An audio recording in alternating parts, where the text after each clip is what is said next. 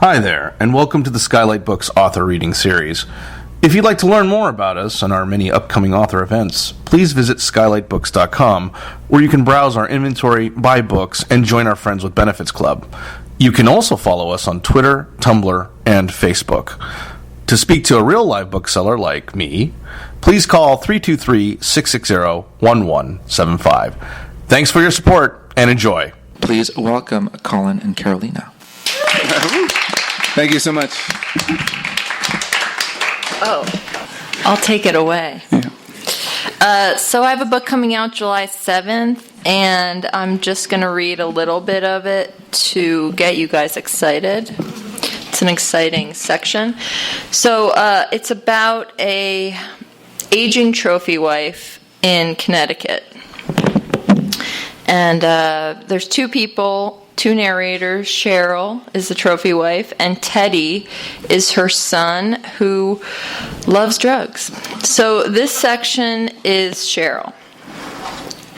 When Jeffrey's first wife told me he had a voracious appetite for women, I assumed she was just trying to be vindictive. Now, as I walked up and down the beach on my insomnia prowl, I tried not to think about all the things he had loved about her. The list seemed short to me, but it was always long to him. Why couldn't you love her like that when she was around, I had asked once. He had no idea where the love had gone then, but it was revived after she died. Perhaps that was when I should have left, but I kept hoping we could get back to the before time, when we felt lucky to be near each other. On mornings like this, the sunrise would come up over the Long Island Sound, and the neighborhood streets would be quiet and empty. Each beach home had an incredible view of the winding Connecticut shoreline, and if you squinted, you could see Long Island in the distance. 4 a.m. would hit, and I would find myself walking by windows trying to see what everyone was up to, hoping to see a blue wash of TV screens and peering around for something indecent. But the houses would be dark and quiet, everyone long asleep. It was the kind of neighborhood that was full of children, their soccer balls and plastic bats lingering in the streets, toy trucks lost in the manicured lawns of American flag-adorned clapboard homes. I looked down at a dirt-caked Barbie doll with kite string wrapped around her plastic arms and wondered if all these children were destined to become troubled teenagers who were shipped off to college with a sigh of relief, as we had done with Jeffrey's son Teddy 3 years before. Without people, Little Neck Cove was one of the most breathtaking places I'd ever seen. I'd ignore the no trespassing signs and climb down neighbors' stairs onto their beaches to walk and unwind before Jeffrey woke up. I'd pace the rocks and the beach looking for shells, mating horseshoe crabs, or seagulls floating through the dawn sky. The beach was covered in smooth, flat stones, hidden quartz, and oddly shaped bloodstones. I'd pick them up and inspect the strangest ones, dropping them into my pocket one by one. There were always snap pieces of seashell and kaleidoscope sea glass, all for the taking. These small objects that flipped and swirled along the ribbed floor of the sea would outlast us all. The soft, small waves made a hypnotic sound that would relax me into bliss. The sky would turn gray first, then light blue, and finally explode into oranges and yellows. There was nothing to obscure my view here, just sky as far as I could see. I could sit on the beach well for hours, listening with my eyes closed, sometimes falling asleep completely. It was the only place I didn't feel shut in, claustrophobic, unwelcome. Hours before the humidity became unbearable, I would watch the fishermen out on the jagged rocks that jutted out onto the Sound, their lines glistening in the early morning glow. I knew they had been there all night, drinking and fishing as the waves lapped around them. One, an old man with a shaggy terrier, had come every summer since I met Jeffrey. He drove a beat-up truck with a raccoon tail on the antenna. Seeing him always meant the start of the summer for me. Lately, though, there were more men wandering around than usual. There was talk that we had made some online list for the best place for people to clam and fish, and people here were angry at the intrusion. We were far enough away from New York to feel like we were in a different world, but close enough to have successful commuter husbands. In the evenings, I'd see a row of purse-lift wives idling their cars in the parking lot of the commuter rail station, watching their bar car riding husbands stagger off the train. The Connecticut shoreline was full of small towns like ours, each with an old congregational church and a large town green at its center. Homes with plaques stating their Revolutionary age stood next to tasteful shops and cafes along Main Street. And along the water were hidden coves and snug blocks of beachside cottages, and people from New York would grab them as soon as they came on the market, trying to make this swath of Connecticut into the Vineyard or the Cape. I passed the anchor of our little neighborhood, the Little Neck Cove Yacht and Country Club, just as the grinding daily cacophony of lawnmowers began. The decorations from last night's Gadsby party were still up, and Jeffrey and I had always gone when we were first together, looking silly in seersucker suits and a flapper dress, but it was fun. We hadn't gone in years. That's what happens. Tiny adjustments and contractions to your needs because things are fun and you believe they will never stop being that way. We used to go to all the theme parties and find ourselves making out on the beach, my dress all sparkly in the moonlight. We didn't care who saw us then. We'd always been the last couple dancing, full of life, our hands all over each other, sweat beading everywhere. Now I had to staunch the flow of happy memories to survive our current state of indifference toward each other. If I brushed up against him, he seemed startled. I had taken the laughing and groping and desire that seemed endless for granted. As I watched the sunrise this morning, I didn't feel like sneaking back into bed, pretending I was waking up alongside Jeffrey. He didn't appreciate my attempts at normalcy and never asked where I had been when he woke up to an empty bed anyway. It was as if he was somehow grateful for my absence. I decided to keep walking to the neighborhood's nature trail. Built into the saltwater marsh of tall cattails, the trail traversed inlets and thick labyrinthine channels connected to the next hidden cove of homes. It was Connecticut postcard perfect here, full of painted turtles and tiny crabs and unexpected sprays of beach roses. Whenever the tall grass was flattened back after a storm, I could see the teenager forged trails into the hidden parts of the marsh. I'd follow the trails until they led me into a small grove with beer cans and burned-out wood piles. I'd collect the cans and clean up the wax from tree stumps, trying to ease the damage created by late-night parties. I wanted to find them in mid-swing during one of my walks, see who was lusting after whom, feel what it would be like to be young again, nervous and hopeful, but I only ever found the remnants of their drunken joy. I was enjoying the bright sparkle of the water, training my binoculars on the hatching bird nest beds staked high above the seagrass. The hiss of locusts and summer beetles filled the air, a clucking that I missed all winter long. As the sun rose, the humidity felt like a bath, and I was already soaked through my shirt. I had a thin, small bird book that Jeffrey had given me in my back pocket. Now was the time when the plover birthings were in full swing, and it was exhilarating. Their call notes, like plaintive bell-like whistles, filled the air around me. It was a sound unlike any other, and I preferred it to humans talking. The whistles flitted around me and made me feel calm, yet alive. These birds were unencumbered. They just lived and flew, and most of all, they didn't betray. I tried to follow their calls and considered going off the bridge to walk along the shore, a no-no in the bird sanctuary rule book. I wanted a closer look, so I looped one leg over the rope and boardwalk and looked around to make sure no one was watching. Then I heard a moan, almost a groan really, and looked down. 3 feet below me were 2 legs with sneakers and an arm feverishly moving. I pulled my leg up and backed away from the edge of the boardwalk, not wanting to disturb anything. I didn't want to be caught watching. I didn't want a confrontation. As I hurried down the path away from the legs, I kept turning around to make sure he wasn't following me. Who was it? A teenager? Someone's husband who liked to get off on the rocks? Finally, something had happened to wake up my summer. I looked at my watch and realized I wouldn't be able to go home and change before the club's summer fashion show. So I ran down the trail, fluffing my hair and hoping the bags under my eyes weren't too drawn. I stopped once more to see if the legs were still splayed out under the sand and rocks. They were gone. As I saw wide bird wings fill the sky, I knew the man under the boardwalk was coming. He was somewhere I couldn't see, so I ran. Thanks. Woo! What's the release date again? So that's from Karolina's forthcoming book, The Invaders. It's coming out July 7th. It's fucking awesome. It's so dark. It's an excellent book. You guys should all pick it up when it's out. I'm just going to read a little bit from this book, which is a Western called Haints Stay that came out on Tuesday. A haint is the southern colloquialism for lost soul or ghost. I might not use this, actually, since it's kind of squealing. I might just project. Yeah. I'll stand up. Need it for the podcast. Oh, for the podcast. Okay. Hello, Potters. That works. Okay. So normally I don't like to do preamble, but I don't remember where the section starts, so I'll preamble it by saying this Western is sort of about, there are like 6 main characters, 2 of whom are brothers, one of which is pregnant with the other's child.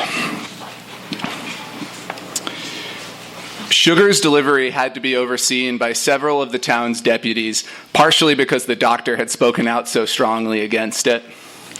The doctor was a committed drinker. He had steady hands until around 3 o'clock, and then he was more than worthless. Since Sugar's arrival, the doctor had committed himself to enfeeblement. He would sit in the bar and drink, then he would drink in front of the bar, and then he would drink in the alley off to the side of the bar, and all the while he was calling Sugar an abomination and a creature and the devil. He said Sugar was pregnant with his own cock, and if he, the doctor, were to squat before him while he was birthing that cock, it would be more or less the same thing as inviting the animal, Sugar, to fuck him. I will not be fucked by an animal, insisted the doctor on a nightly basis. He was a man of medicine, a church-going man. He had survived 2 wives and had 2 sons working to keep the peace. He deserved better. The morning Sugar went into labor, the doctor opened up the bar. The bartender protested, but did not make a move to pry loose the doctor's hand. In theory, the doctor was a respected man. He was educated and on the richer side of things, and above all, he was necessary to their way of life. He was not a bad doctor, though he was unreliable. He'd once cured the bartender's ringworm without much fuss and saved the lives of several men and women who'd come down with some kind of horrible fever just the year before. In theory, he was one of the town's more important men, and in practice, he was universally ignored whenever possible. In the jail, Sugar demanded help, but could form no specific requests other than, "Please bring a doctor," or "Please let me go."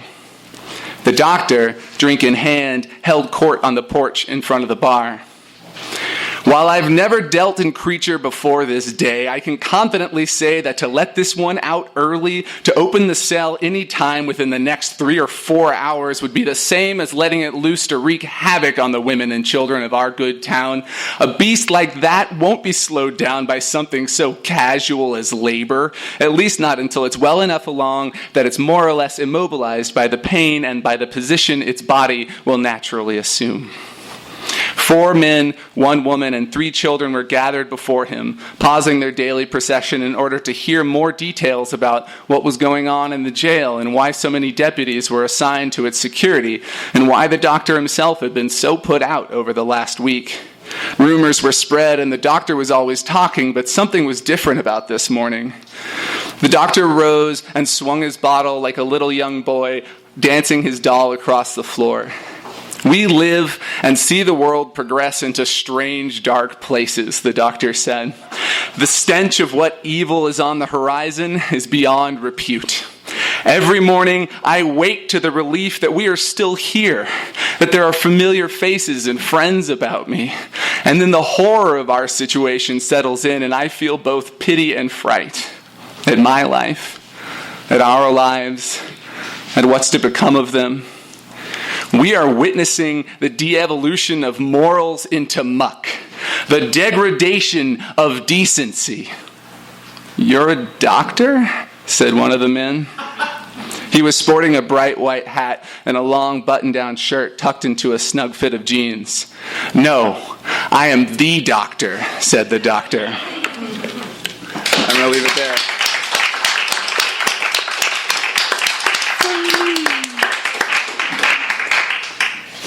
So Karolina and I are just going to talk a little bit about this book and some about the invaders. And Are we? Yeah. Whatever I can work into your questions. All right. Well, I loved this book, so I have some important questions to ask. Okay, so I'll start here. Your book was labeled an acid western. Was that an intention of yours, or was it a marketing thing? It was a marketing thing, 100%. A strong case was made, but I was really hesitant around the idea of even calling it a western because I feel like, it's definitely really, really interested in westerns, but there are so many conversations ongoing around the Western that this one just kind of completely throws away and only plucks out of the Western like what it's interested in fucking around with. And then Eric at $2 Radio was like, this is an acid Western because it's crazy.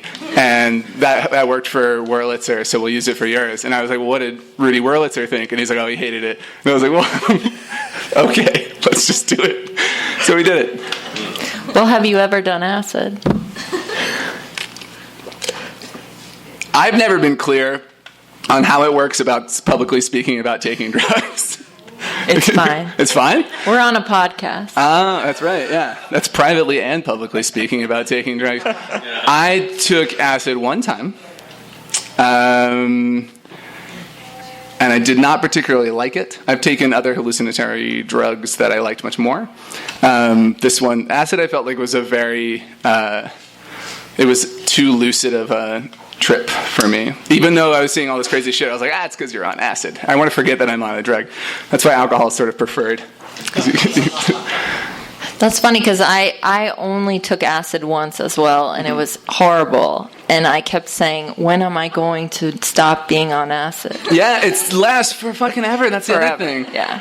It was like 3 days, and I had to take a airplane. I was at a rave in Oakland Were you on continually Halloween. Taking acid? Yeah. Okay. Well, I was candy flipping, which I don't know if you know what that is. I have no idea what that is. That's taking acid, liquid acid, and ecstasy. And then I had to fly home to LA. Still tripping. It was horrible. But I feel like the ecstasy would level it off. No. No? No. The person who had to sit next to me, probably, I was dinner party conversation for years as like the worst person he had ever met. Do you recall any particular thing you said to this man? I just kept asking him if we were going to die. I do that like regardless of whether I'm on acid or ecstasy. Okay, so leading into the death question, actually. So I really loved the desert backdrop, and I was curious what you thought about what the desert has that lends itself to being the perfect backdrop for a struggle for freedom and life itself.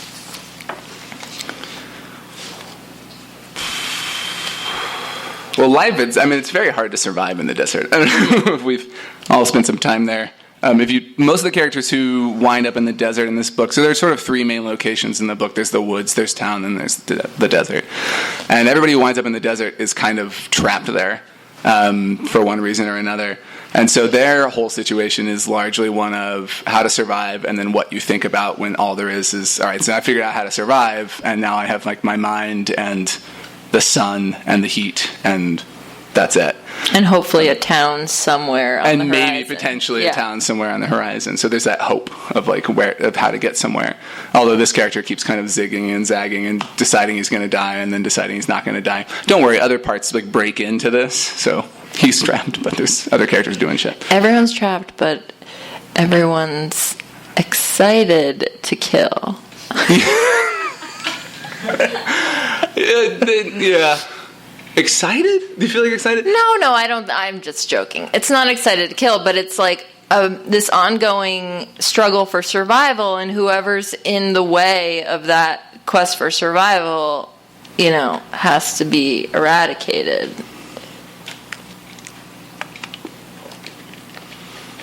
Colin's like, no, that's not. You read my book.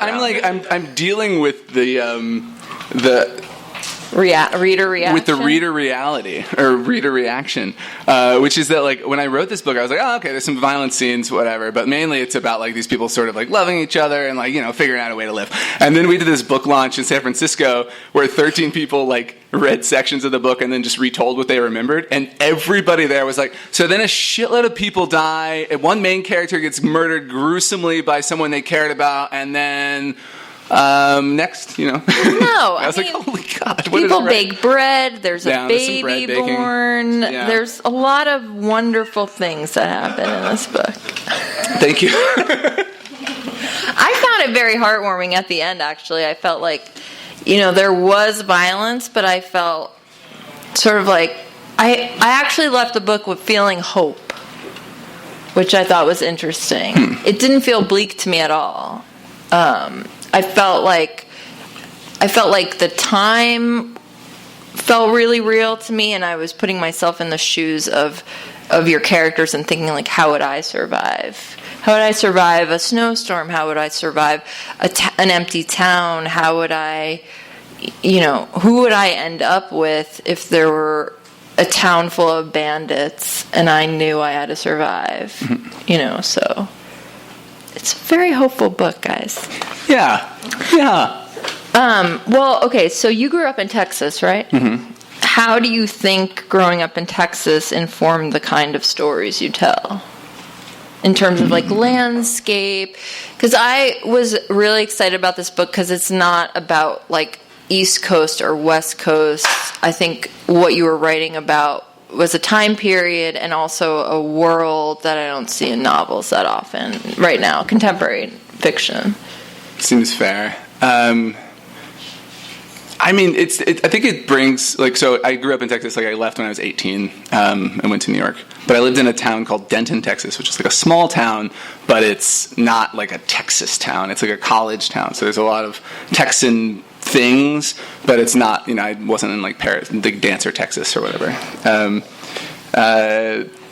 So I think with regard to this book in particular, growing up in Texas really influenced how sort of ludicrous the, like, Western stuff is, because everything that I grew up around was just so funny to see, you know, like a 2-year-old dressed up as a cowboy, like, eating ice cream, like, on his way to see Transformers, or, like, you know, like, I dressed up as a cowboy and did push-ups at, like, football games as, like, a school-sanctioned activity.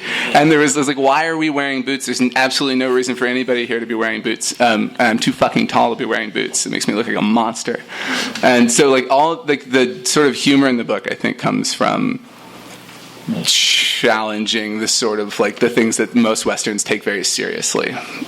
Well, did you watch a lot of Westerns growing up? And, like, what were you reading? Because I feel like this book is, like, a challenge to that Americanness of Westerns. Yeah, I mean, I definitely watched a lot more and read a lot more when working on the book than I did as a kid. But, like, as a kid, it was just sewn into everything in a way that, like, felt very normal at the time, but looking back, it's very weird. Like, in my AP US history class, we watched the Lonesome Dove miniseries, like, for a week.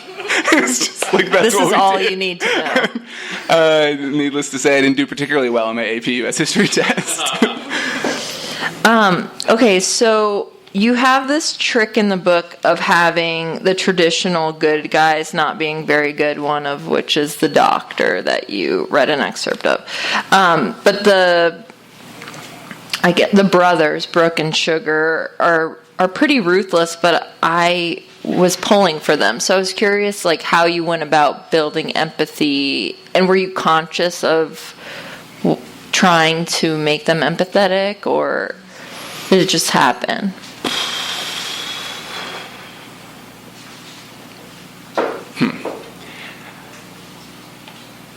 Like, do you like Brooke and Sugar?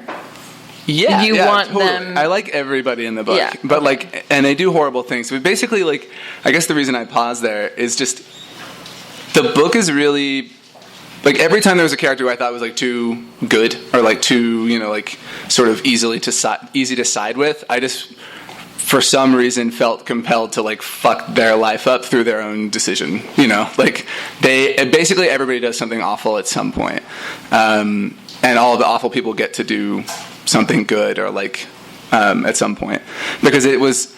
Like, I don't necessarily have this, like, I think if you spend enough time with anybody, you can find, like, something to, like, care for, even if you can't commit your life to, like, caring for them because of, like, how challenging that could be for whatever reason. You know, maybe they're a serial killer, say. It would be hard to stay by their side. Right. But so it's, I didn't worry too much about trying to make the characters empathetic, because I think I just kind of, when I started like imagining a character, like I care about them a lot already, and so it is kind of, actually there's this struggle for me of trying to make it not too like grossly like me, just be like, I love you, like live your little life, you know.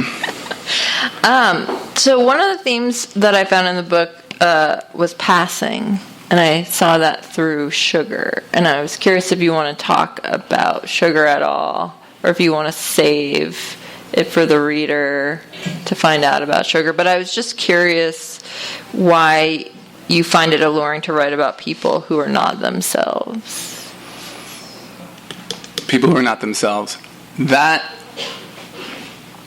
So one thing that I've like said about the book, or tried to say, is that I think with this book, I started getting really interested in this this weird mix of like expectation that we have for people and for ourselves. So the expectations that society has of us or culture has of us, or that we feel it does, and then the expectations we have of ourselves within that and outside of that, and then the kind of like the person existing somewhere around our failure to kind of meet either, you know,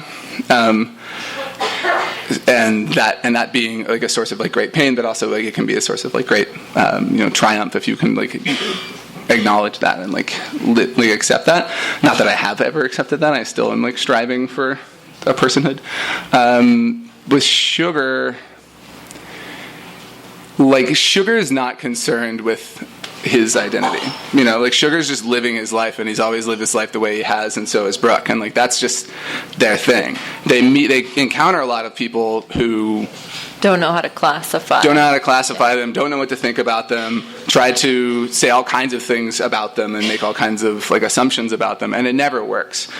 But also, no character's assumptions about themselves work either. A lot of people think that they're very good in the book, and they do really terrible things. And a lot of people think that their way of life is going to get them through life, and it doesn't. Yeah. There's another theme that I found really interesting. Is like this: what is home? What is your home? Searching for home, and is that something that you find yourself writing about often, or did it just feel like a central concern for this particular book? I think it was a sort of also a reaction to the last book that I wrote, which was really just like in one space the whole time, and two characters like sort of manipulating that space, but really like they don't leave this home base. And so I started thinking of a way of looking at characters who were forced to constantly be moving, so there's no place to settle for anyone. Even, you know, these characters are kicked around a lot, but even the characters who have great power in the book are kind of like, this is not going to last for very long. Like, this is my little moment, and then something's going to happen. But yeah, it was interesting just to look at these people looking for their place, but they really are ghosts on a landscape destined to keep roaming and roaming and roaming. And roaming and roaming. Roaming forever. I was actually... The women in this book seem tougher than the men. And I was curious, what does being tough in this book look like to you?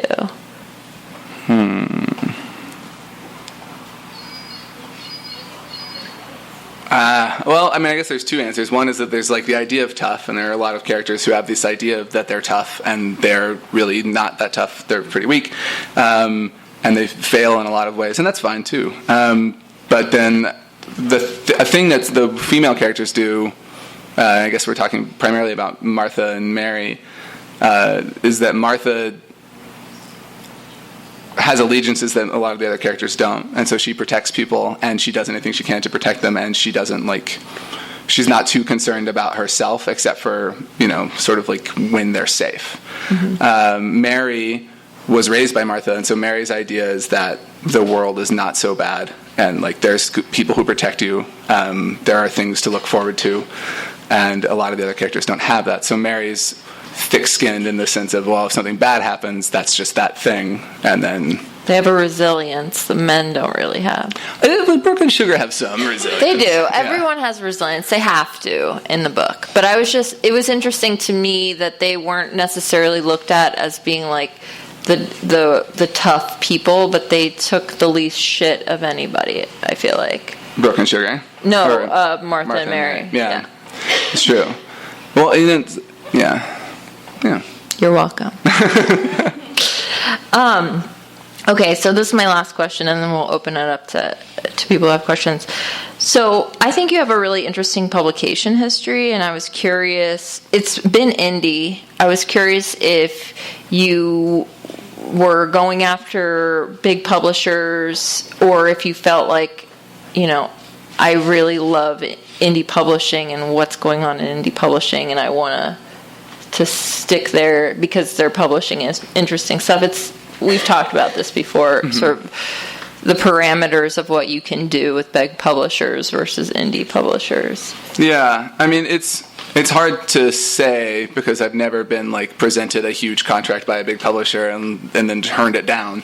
But the thing, I remember the first book I finished, I sent it out to agents, and aside from the just sort of huge silence or the form response, I got a few responses that were very positive about the writing or about various elements, but wanted to make all these changes. And at the time, none of the changes that were presented were ones that felt right for this book. So then I thought, okay, well then this is not going to work. So I'll go on to this other thing. And then that worked. And then I saw another small press, and I had a weird project, and I was like, why?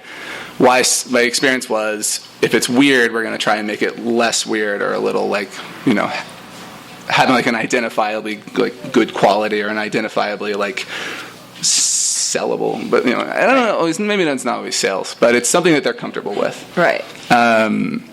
And it was they just kept being projects that I was confident in certain ways, and I was happy to edit them, and as long as the edits felt right. But so anyway, after three indie presses, I just started really liking working with independent presses for the reason of every independent press who accepted a book was like, all right, we love this for this reason, this reason, this reason.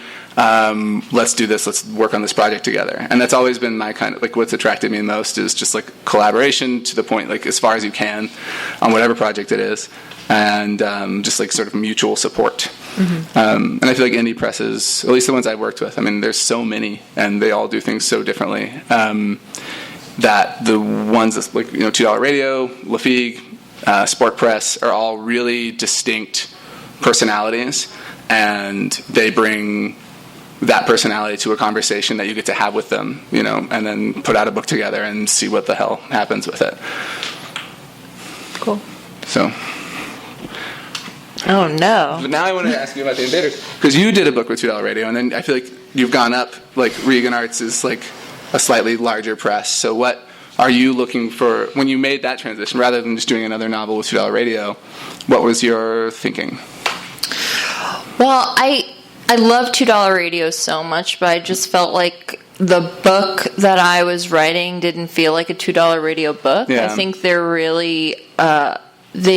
They publish a wide range of writers and books, but this felt like a Connecticut Shoreline, Aging Trophy Wife. It just felt like not really in their wheelhouse or something that they would be interested in. Mm-hmm. But it was a really hard book to sell. Yeah. And I had a lot of editors coming to me from... the success of the first book, saying we want to read this, and then their response was this is too dark. Mm-hmm. I don't know. How are we going to sell this to book clubs? Which no one ever wants to hear. that even matters.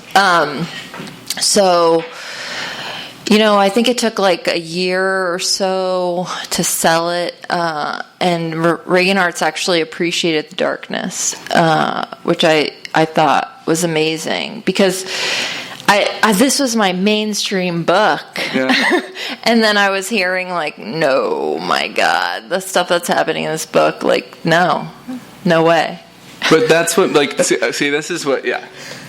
Fuck big presses. Because, like, the darkness of that book is what makes it so special and amazing. Like, it's an amazing book, and it's very dark, but it's also not, like, dark because it's filled with murder. Right. It's dark because, like, you go to the lengths of, like, what people who are, like, sort of stuck in a situation or, like, striking out against that situation would do. And, like, you don't flinch, and you just go there and live with it, and, like, make your characters live with it. And so many books dodge it or like find a safe place for people, and it's like, just let your characters, your characters are safe in this like Connecticut town, but they don't feel safe. It feels like very scary. It's a very scary place. Well, I think publishers underestimate readers, and I think readers do want darkness. I don't think Gone Girl would have been as successful as it was if readers weren't looking for dark things. But I think publishers are, they're afraid.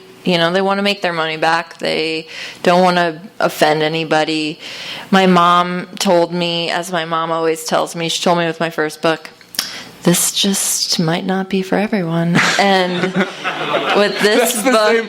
That's like really similar to what she said about your ability to play golf. Yeah. My mom said, some people just never get good at golf, meaning me.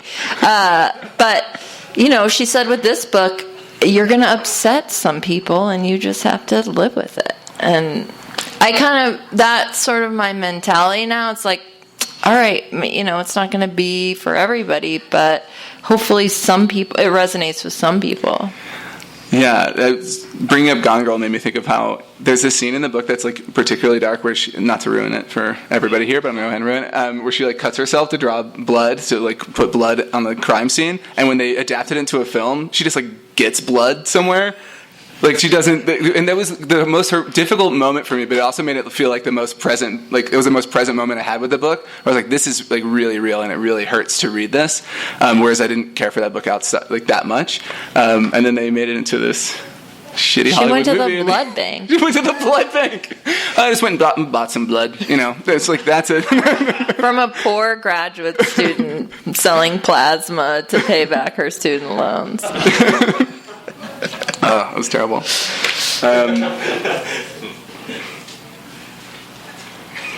That's it.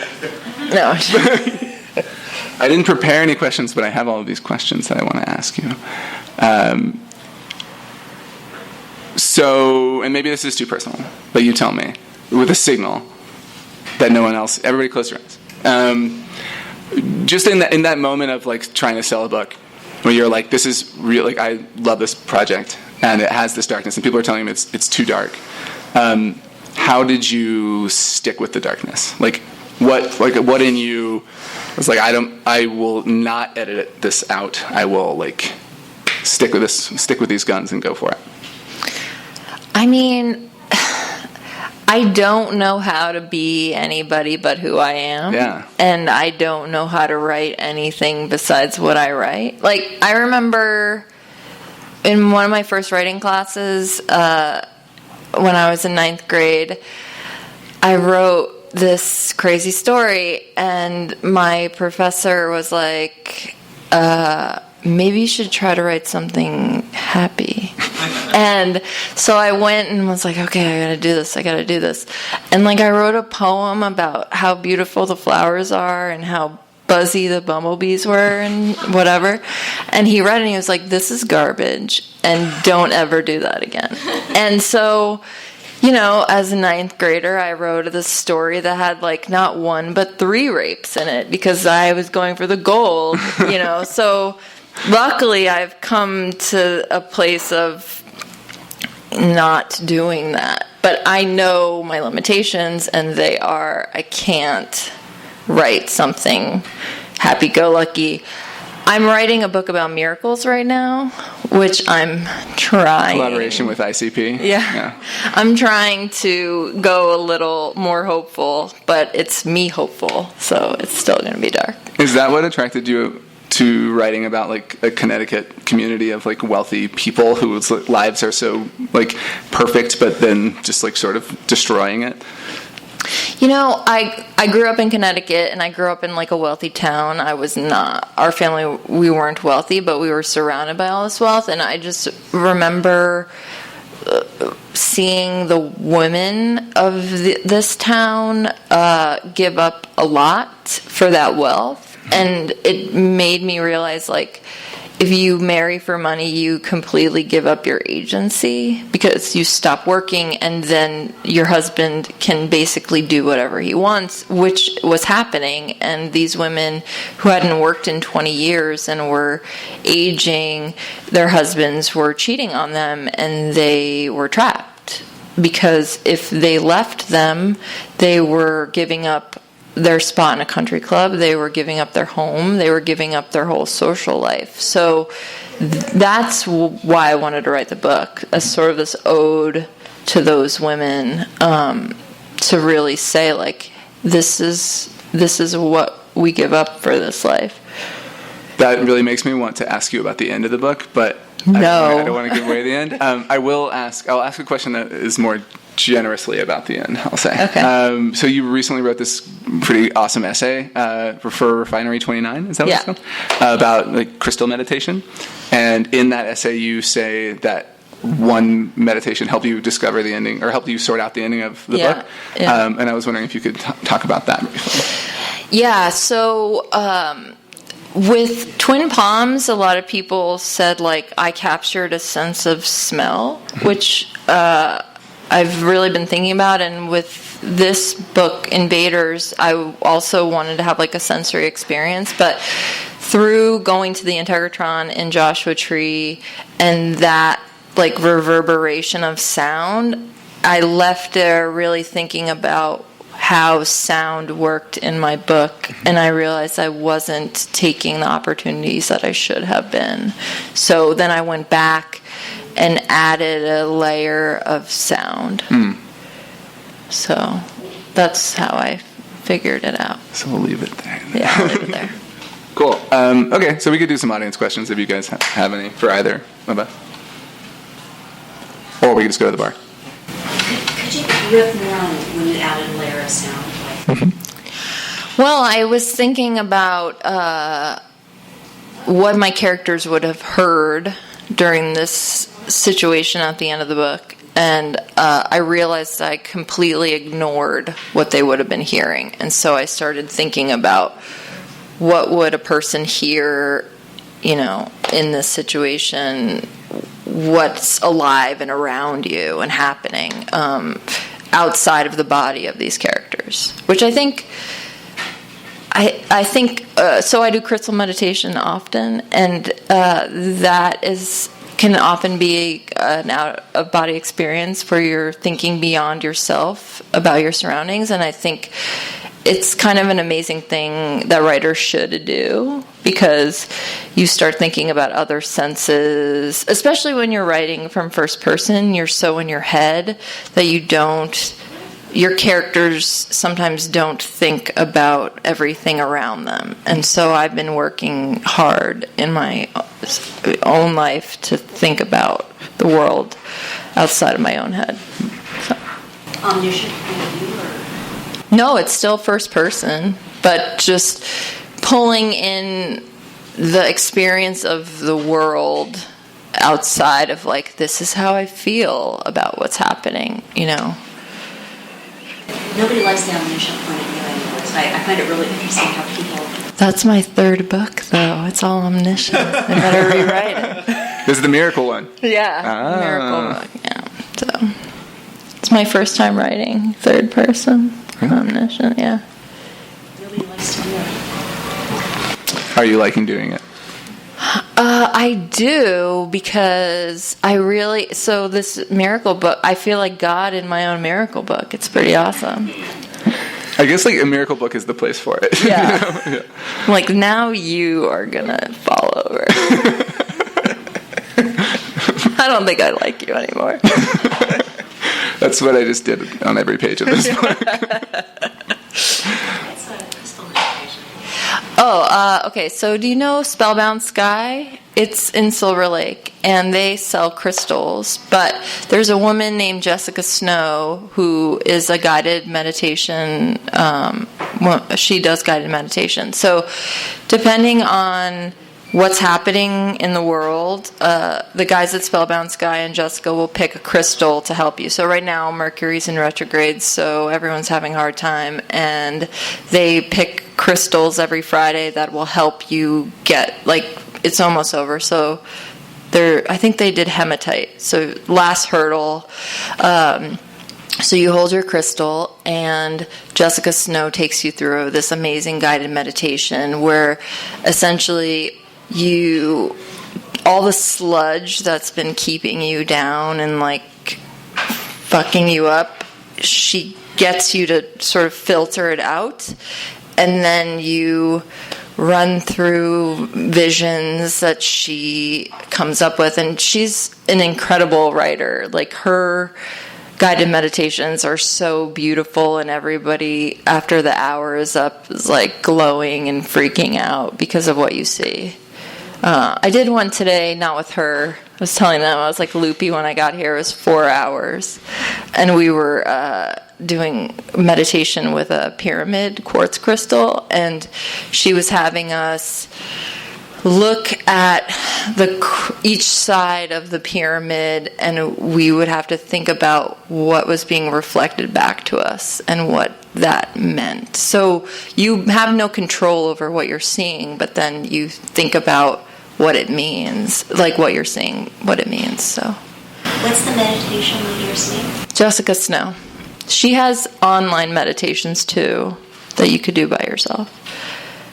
Everyone should do it. For writing, it's great. I think it is, yeah. It's helped me a lot with my writing.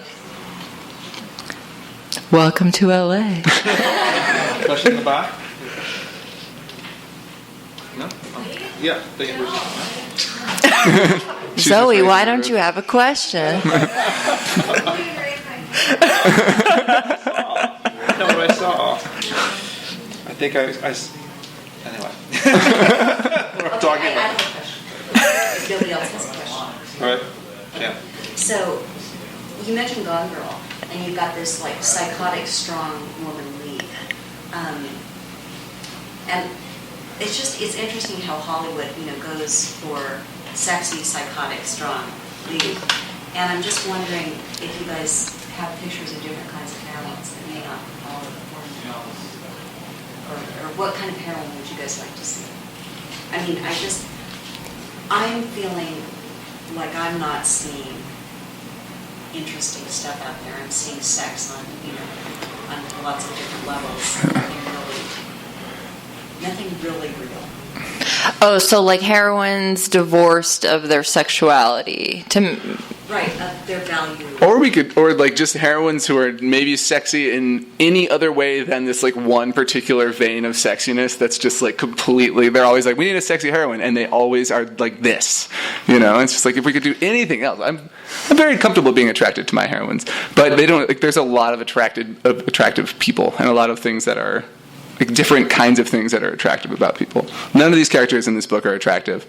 Your characters are like dealing with losing things that like were identified as attractive. Yeah, so this book that I wrote is like all about fading sexual currency. Yeah. So this particular woman, and I think a lot of women, and I'm not knocking it, I'm really interested in it, they're beautiful. That's the currency they use through their whole life. And, like, what happens when that's gone? What is your identity then? And I think that's a super interesting question. And I'm doing an interview with my friend right now because I'm really obsessed with, like, Courtney Stodden.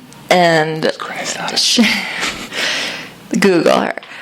She's an internet celebrity. She was like 16 and married a guy from Lost and now has a sex tape and stuff like that. But there's all these young women who are really hypersexual, and I wonder, like, what happens to them after 26? Like, Lindsay Lohan's 26. And what's going to happen to her when she's 45? Like, is she going to be dead? Or what are these women going to look like at 45 or 50? Like, and why can't we envision it? So you're working to find a new currency?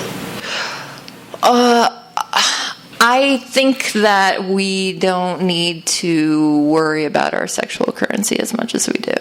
That's my idea about life.